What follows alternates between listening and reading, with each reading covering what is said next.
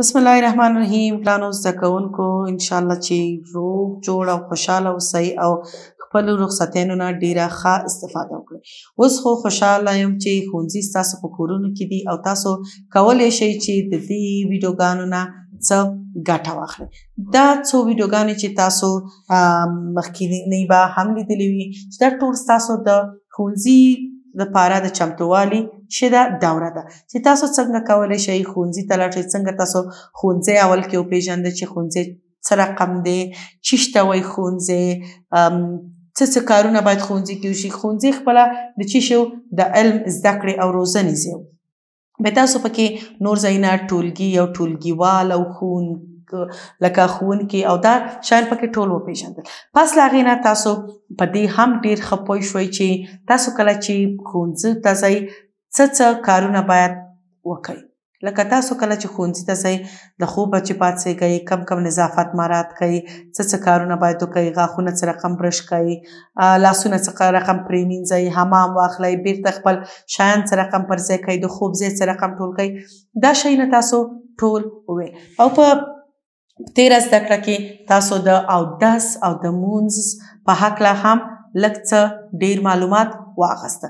لکه اودس کولو کې څه ضروري و، اودس کولو طریقه وه، او همدغه شان لکه د مونځ دپاره څه شیونه ضروري و. تاسو مونځ باید چې څه رقم شروع کوئ، د کوم ځای نه شروع کوئ او په کوم نیت شروع کوئ.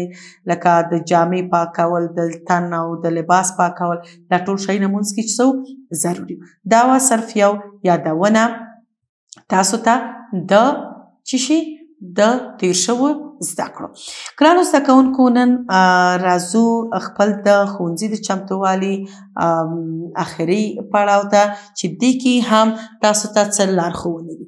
ګرانو زده کوونکو، د دې تر څنګه چې تاسو پاڅېږئ، خپل ځایونه ټولوئ، مخ لاس وینځئ، سهار چیس کوئ، مونځ اودس کوئ، یا قرآن لوست کوئ، یا خپلې کورنۍ دندې کوئ، او دا ټول شیونه چې مخکې تاسو زده کړل.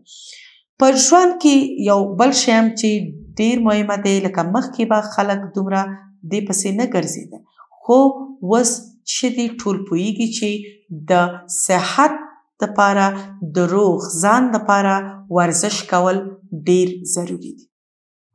ورزش څنګه چې تاسو پوهېږئ که دغه روزمره منګه ګرځو، تاسو لوبې کوئ، تاسو کوچنیانو سره منډې وهئ، دا ټول ورزش دی. دا ټول ورزش دی او ورزش یوازې دا نه دی لکه د کوچنیانو دپاره یا د غټانو دپاره. هر عمر کې چې دی ورزش ډېر ضرور دی. که تاسو سهار پاڅېږئ، مخکې د دې نه چې یا لوبو کې ورزش شروع کوئ یا نورو کې، یعنې سهار چې تاسو پاڅېږئ، څنګه چې ما تاسو ته مخکې مې ویلي چې کله حمام واخلئ نو تاسو لږ ډېر استواره کېږئ، په ځان یعنې لږې اوبه تېرې کوئ، هغه چې دی ډېر ښه استواره او نارمل تاسو اوسېږئ. که هغې ترخوا څو چې تاسو لکه خپل که مونځ وکئ او خپل قرآن وکئ او د قرآن لوست او قرائت وکړئ، نو ورزش هم څو چې د سهار چای تیارېږي او مخکې د دې نه چې تاسو خپل سهار چای وڅښئ، کولی شئ چې یو څو دقیقې ورزش ته هم وخت وباسئ. ورزش مختلفې طریقې لري، مختلف ورزشونه دي او کېدای شي تاسو دا لوی ورزشونه نور لکه فوټبال، والیبال، کرکټ او دا څه چې تاسو پیژنئ نومونه، دا ټول ورزش دی. خو دا ورزش یو ځلي هغې نه شروع کېږي. دا ورزش هم خپل مراحل لري. ډېر ابتدایي مراحلو نه د لاس داسې نیولې، د خپو حرکت، د لاسونو حرکت، د غاړې حرکت، د سر حرکت، یعنې پس د دې نه چې تاسو دا حرکتونه چې شي کوئ ترسره کوئ، نو بیا نوبت د هغې غټو یا جیګو نورو ورزشونو رارسېږي. تاسو چې کله سهار پاڅېږئ، کولی شئ لاسونه په دې ډول ونیسئ، د لاسونو حرکت څو ځلې وکئ، د خپو حرکت یا لاسونه ملا کې ونیسئ او دغسې څو ځل ځان ښي خواته راټیټ کئ، څو ځل چپ خواته راټیټ کئ. دا هم چې کوئ تاسو نور یعنې پوره ورځې ته تاسو آماده کئ چې تاسو څه رقم په د ورځې چې وکئ وګرځئ، څه رقم نارمل، څه رقم استواره اوسئ. دلته تاسو ګورئ چې دا وړوکی هلک د څه کوي، دا بل رقم ورزش دا هم چې دی د ورزش یوه طریقه ده.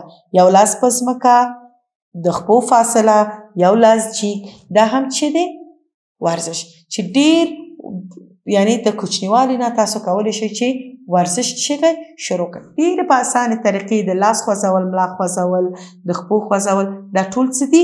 ورزشونه دي. دلته تاسو ګورئ ګرانو زده کوونکو چې دلته هم چې دي څو نفره ولاړ دي او دوی څه کوي؟ ورزش کوي. دا جنۍ تاسو ګورئ چې د دې خپو کې دې رقم بوټان دي. دا په خپله طریقه یو ورزش دی چې دا بوټان دوی کولی شي د یخ د پاسه لاړ شي یا دغه بوټان صرف د یخ دپاره دي چې دوی څه کوي؟ دا هم د ورزش یوه طریقه ده چې دا هم اسانه نه ده، هر څوک یې نشي کولی. که دې هلک ته ګورئ د دې په لاس کې چې شی دي دا هم د ورزش یوه آله ده چې دا چې دی او رقم سپورت دی. دلته که تاسو ګورئ د دې جلۍ لاس کې یو رقم توپ دی چې دا یو بیل طریقې ورزش ته په کار راځي.